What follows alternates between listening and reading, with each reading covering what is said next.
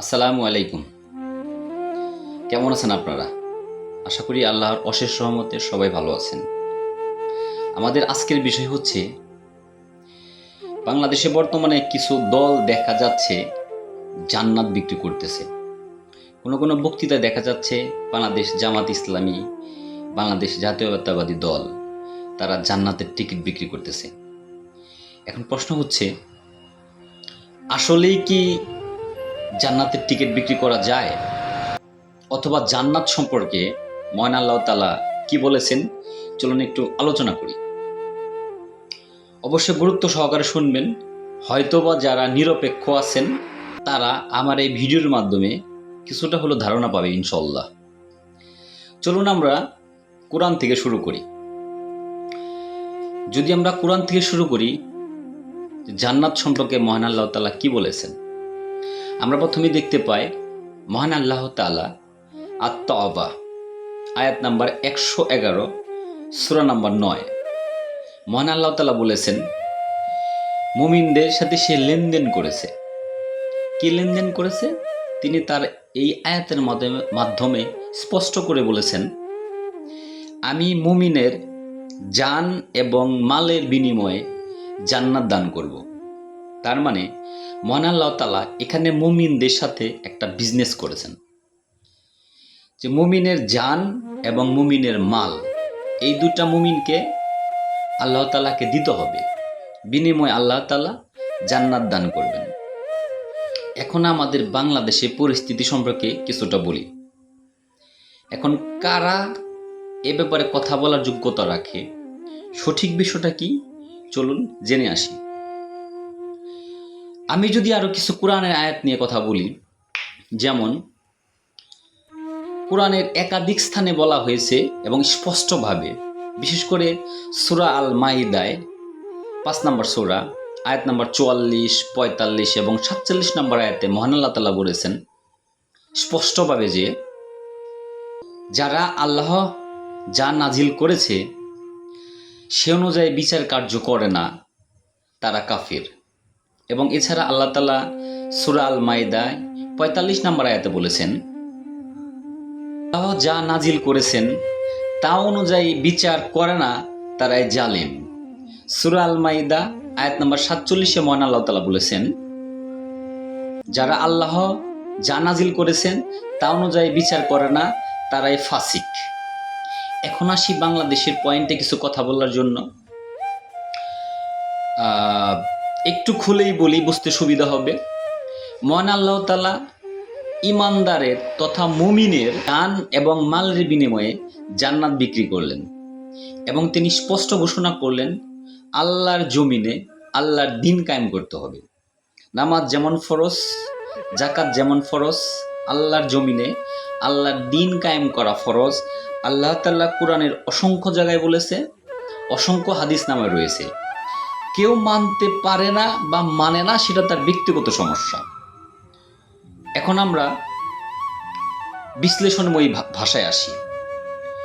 মহান আল্লাহ তাআলা বলেছেন আল্লাহ তাআলার হুকুম, আল্লাহ তাআলার আদেশ আল্লাহ তাআলার জমিনে কায়েম করতে হবে। এখন আপনি কিভাবে কায়েম করবেন? বাংলাদেশে যতগুলা রাজনৈতিক দল রয়েছে, যদি তাদের ইস্তেহায় থাকে মহান আল্লাহ তাআলা যেগুলো ঘোষণা দিয়েছে, যেমন নামাজ পড়া, যাকাত দেওয়া, রোজা রাখা, হারামকে হারাম বলা, হালাল পথে চলা, অন্যের অপকার না করা, অন্যের উপকার করা, মানুষের বিপদে গিয়ে আসা, কারো ক্ষতি না করা, কারো উপর জুলুম না করা, ইনসাফের সাথে কাজ করা, তারপরে রয়েছে কারো হক না মেরে খাওয়া, নির্যাতন না করা, চাঁদাবাজি না করা, সন্ত্রাসী না করা, মানুষের মধ্যে সুন্দর সম্পর্ক বজায় রাখা, এগুলো হচ্ছে অন্যতম। মহান আল্লাহ তাআলা বলেছেন স্পষ্ট যে এগুলো করতে হবে, এগুলো আদেশ। এখন বাংলাদেশের যে রাজনৈতিক দলগুলো রয়েছে, দেখতে হবে তাদের যে রাজনৈতিক পরিচয় আছে, কারা এগুলো পালন করতে চায়, কাদের মাধ্যমে এই সমস্ত ফরজ বিধানগুলা পালন করা যায়। আপনার অনেক ইসলামিক দল রয়েছে, অনেক রাজনৈতিক দল রয়েছে, তাদের গঠনতন্ত্র দেখতে হবে। দেখতে হবে যে তাদের গঠনতন্ত্রে আল্লাহ তাআলা যেগুলো নির্দেশ দিয়েছে এগুলো আছে কিনা।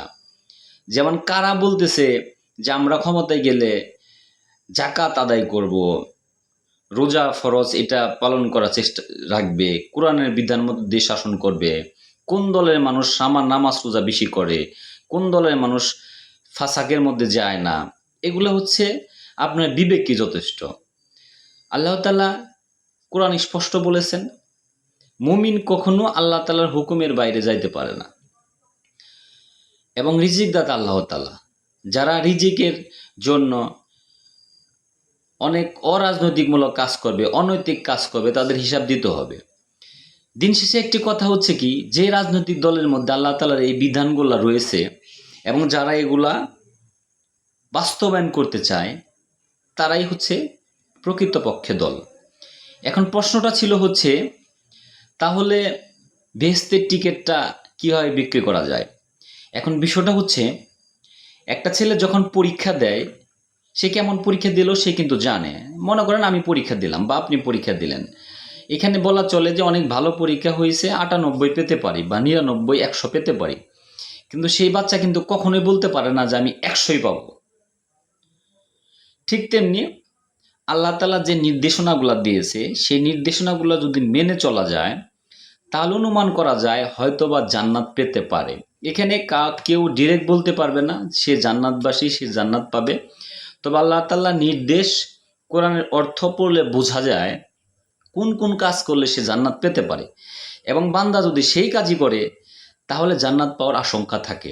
ঠিক তেমনি দেখতে হবে কোন রাজনৈতিক দল আল্লাহ তাআলা কোরআনে যা যা কথা বলেছে সেই সমস্ত কাজ করার জন্য চেষ্টা করতেছে, তাদের দলের পক্ষে কাজ করলে জান্নাত পাওয়ার সম্ভাবনা থাকে। কেননা সেই দল ক্ষমতায় আসলেই আল্লাহর হুকুম বাস্তবায়ন হবে।